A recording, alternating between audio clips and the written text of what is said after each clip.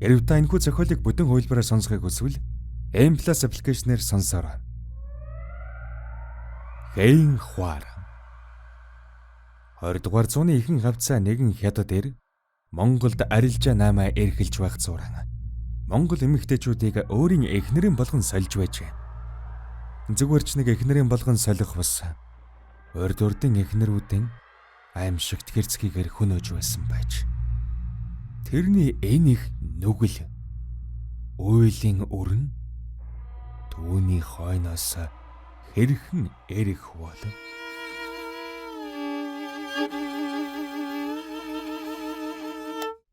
аудио үзүүлж байна.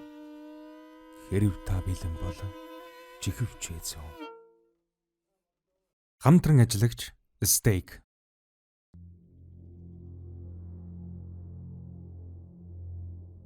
Зохиолыг бичсэн Хайтан. Дуу оруулсан Б. Оргил Улд.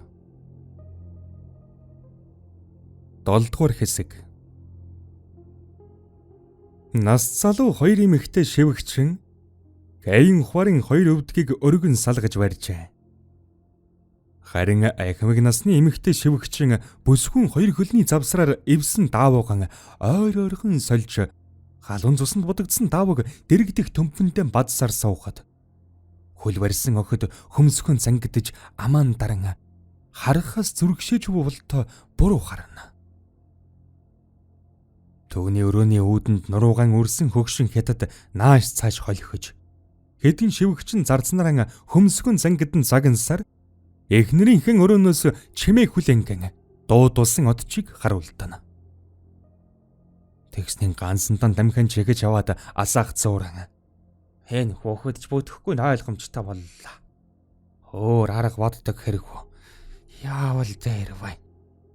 Лин минь. Чиний насны нарж нилэн хэвээлээ. Уугийн цусан ивэр хэлдэ өвс нундаггүй бол бүр үндий хөөнч байлаа. Хөөхөд гэж саналтгүй болгох хэрэггүй. Анханасаа л ихнэрийн хайж авдаг л буруудлаа. Энэ шивгчин сайн асраагүй болоод л хараа гэж тогтсон үрийг минь алдчихлаа. Одоо яавал дээр вэ? Сайн бод гэж өөртөөгөн ярилцах зур. Хашааны хаалга нээгдэн мааран бэрэв. Тэр лэн өвгөнтэй үгсэлсэнгүй түүний дэрэгдүр зөрөн бүсгүн өрөө рүү ороод явчихав. Ямар нэг зүйл хэлнэ гэж гордон түүнийг тосон авч гөлөг шиг дагаж явсан лэн өвгний уур хурч элдвээ муухай хараал урсгаж байсан нь гансан удаанаар сорлоо. Маарам гүн нэрж суцыг нь барьж үзээд өнөх өвдгийг нь барин зогссон хоёр шивгчин галан урд гэж өрөөнөөс гаргалаа. Харин их цусыг тогтоохоор аргаан барж буй настай эмэгтэй рүү харан "Чи монгол хэл мэдэх үү?" гэж асуув. Тэр "Би монгол хүн. Та санаа зовлтгүй ярьж болно" гэд толгой бөхөөлгөв. Маарамд өөрж ирсэн даван богцоон задлаад түүнээс хадаасан хэдэн ургамал гарган ирж өнөөх эмэгтэйд өгөн. "Үүнийг боцлогоо дээр салхи авахулж болохгүй шүү" гэд хэн хуарын духан дээр гараа тавьж үзлээ. Эмэгтэй өрөөнөөс гүн гаргахад Маарамба хэн хуарын нахайн дээр баруун гарын эрхий хуруугаараа хүчтэй дарлаа. Амандан "Хөх минь сэрдэг юм шүү" гэж шивнэн байлаа. Өрөөнөөс залуу хоёр шивгчин гүйлдэн гарч ирсний араас гардаж байсан настай шивгчин гараад ирэхэд лин өвгний санаа улам их цовнож байж суух газар олж чадан өндөлцөн. Их цус алдснаас болж ухаан алдсан охин зөвхөн арай ядан өргөхөд нүдэнд нь мааран бөвгөн бүртэлцэн үзэгдэнэ. Өвгөн бөхийн охины чихэнд "Миний охин ухаан ороорой. Сэрлэхүү болохгүй шүү. Хөндих гээд үз" гэж нуруунаас нь дэмнэн өргөж цээжийг нь өндөрлөд түүний өмнө ирэн сууж нүдрүү нь хараад "Чи цосолдож байна. Энэ хүүхдийг чи төрүүлмэргээ байвал хот бол чиний боломж шүү" Гэхэд толгой тархин дүүрч маналцаж байсан охин хөмсгөн зангидэн ойлгохоор оролдож байгаа нь илт байв. Өвгөн чи сайн сонц. Хөгшин хятадын хүүхдээ гаргамааргүй байвал энэ чиний эцсийн боломж. Би чиний биеийг энэ золбосхоос салгаж өгье. Ахын чамд тусалж чадна гэж хариулт хүлээсэн харцаар харлаа.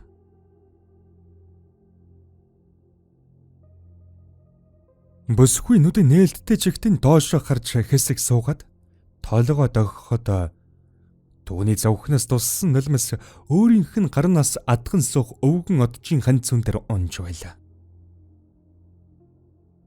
Төдөөдөлгүй настай шивгчин хулсан жигнүр дээр ямар нэг зүйл тавиад түүнийг нь таглан гадуур нь даавуугаар өлгийдэх маягтай твэрсээр яаран орж ирлээ. Маранбын дэргэд өвдөглөн суугаад тангаан түүн рүү өргөн барихад өвгөн богцсон задлан ямар нэг нундаг зүйл гарган ирж тангийн тагийг аваад дээрээс нь хийв. Настай эмэгтэйг туслахаар дуудахад тэр түргхэн өндөж дэрэгд нь ирж суулаа. Танг хаян хорын ам руу ойртуулахад шивгчин өвгөний гарыг татаад гордсон нүдээр түүнийг ширтэнэ. Маранба чи чинь яаж вэнэ гээд гараан өгцөн татхад бүсгүй хамаг хүчээрийн түүнийг хөдөлгөхгүй барин ах минь гоё та ингэж болохгүй юу донгосоод угаашаарав гэж шивнэн хэлэхэд шивгчин та энэ хүүхдийг аварч болохгүй лин хэрвээ хүүхэдтэй болчихвол энэ охин амьд үлдэхгүй энэ охины хэрэггүй болно амьд үлдлээ гэж бодоход лин хүүхдийг аваад нутаг буцвал энэ охин яах вүлээд хэдий эрэл хийцчихлээ их хүрийн амьдын хагцал үзэн штт хятадын хүүхэд гаргасан монгол нэмэгтэй ямар үн хүндтэй байх вэ та ойлгож үзээч танаас гоё гээд түүний өмнө мөргөлөө. Маранба монгол хүмүүрийн зүрх нэгэн адил цохилж нэгэн зүйлийн төлөө дор бүрний чимээг өхөн зөөдгөж байдаг аж хэмээн бодлоо. Маранба түүнийг өндийн босгоод нүдрүү нь харсан чигтэн толгойд өгв. Шивгчин гайхсан болдоо түүн рүү хэсэг ширтэж угаад танг охины ам руу зөөлөн урсган оруулахад охин туслахч дутаахгүй гэсэн шиг бүгдийг залиг хэлж байлаа. Охиныг буцаан хэвтүүлээд дулаан хуч аваа. Маран бүндийн богцон үрээд өрөөнөөс гарахтан ард нь үлдсэн шивгчэнд монгол хүн монгол олов байдаг юм. Удахгүй базалж өвдөн. Тэгэхэр нүжирсэн хар цус гарч угаад тогтно. Тэгмэгцэн хоньны харшил хийж өгч хэвлий дээр нь хүүтэнжин тавиараа. Чихийг нь бөглөж толгойг нь баахаараа. Төрсөнтэй адил гам барин шүү гээд өрөөнөөс гарлаа. Бүгдийг ойлгосон шивгчин түүний араас мөргөн талархсан нь дуугүй илэрхийлв. Хаалга нэгдэхэд хүлээж байсан лин өвгөн Маранбыг толсонгүй чирээд яанам бараг гараа дуусчихсан байжээ. Одоо ихийг нь л тордож авч үлдэх хэрэгтэй. Хэсэгтэн бэлгсэн үйл хийгээд хэрэггүй. Өр тогтоох талаар хэдэн сардаан бодоод нэмэргүй. Ойр золбвоос эхийн аминд галт. Төрсөн хүн шиг гам барж гэмэн дараагийн эхийн бийц сайн. Их гиншүү. Их бол чадахгүй арчаагүй амтэн гэж дорон дэвслэн чарлаж гарлаа. Маранба хариу хэлэлгүй алгасаар гашаанаас гарах гэтэл нүднийх нь баруун талд ямар нэг зүйл торгох шиг боллоо. Зогсон тэр зүг хартал бүсгүй хүний шингэн дуугаараа авраач гэж том авдрын дотроос дуурах шиг. Гэвч энэ бол авдар биш, мөглөн байгаагаад түүний дотроос аврал ирэн эцсийн хүчээ шавхан гэнэх шэнэхнэрийн залуу шивгчин маргааш нь хойд хог оволдог их жалган дунд хаягдсан байхыг хүмүүс харжээ. Түүнийг түмэнтэй жанчиж цээрлүүлсэн байгаагаад шархны халуунаар даалгүй нас нөгжсөн бүсгүн сэг зэмийг золбин ноход энд тэнд 100 давхилтана. Харин хэйн ухаар тан уусан шөндөнд таржлан уйлж өвдгөн эрхэнд ижигийн дуудан орлоно. Түүний дэргэд настай шивгчин ножирсан их цусыг цэвэрлэж түүний аманд балга усд өхүүлнэ. Бөсгүй саяныг тайвшран шивгчингээ налан унахад аавгай түүний үсийг хойшилж бурхан далдсан үрээн бүүвэлж асан дууган аяархан аяллаа. Энэ зурлийн өвгөн залуу хятад шивгчингийн өвөр дэрийн суулган эргэлүүлж түүний амандан балгасан сархтыг уруул дээр нь үнсэх зуран сорон авч гудхуудхийн залгилсараа энгэр цээжийг нь тааваран тэмтрэн түүнийг эзэмдэж байлаа. Харин тэнгэр дээр өнхрөх тал сарыг харин суусан лувсан ганцугаар нулимсан шудран арчаад үхэр дэргэн дээрх ачаа бараг налан ундах жаахан дүүгэн сэрэх хүчийн зөөлнөр санаа алдав.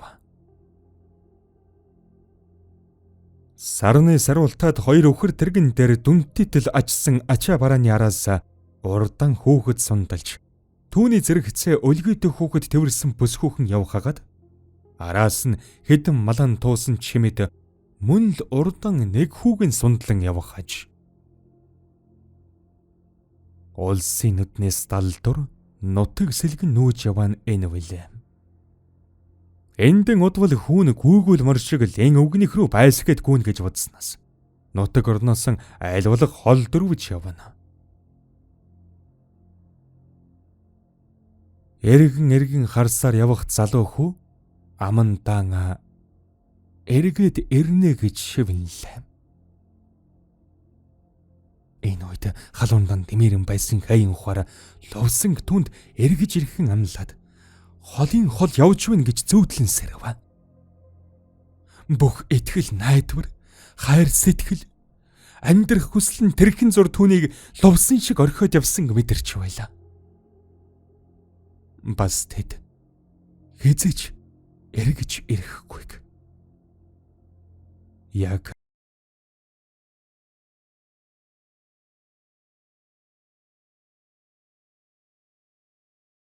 Хэрв та энэхүү зохиолыг бүдэн хувилбараар сонсохыг хүсвэл M+ аппликейшнээр сонсоорой. Хэйн хуар 20 дугаар зууны ихэнх хавцаа нэгэн хятад эр Монголд арилжаа наамаа эргэлж байх зураг. Монгол эмэгтэйчүүдийг өөрийн эхнэрийн болгон сольж байжээ. Зүгээрч нэг эхнэрийн болгон солих бас урд урдын эхнэрүүдийн аимшигт хэрцгийгээр хөнөөж байсан байж. Тэрний энэ их нүгэл уйлын өрн түүний хойноос хэрхэн эрэх болов?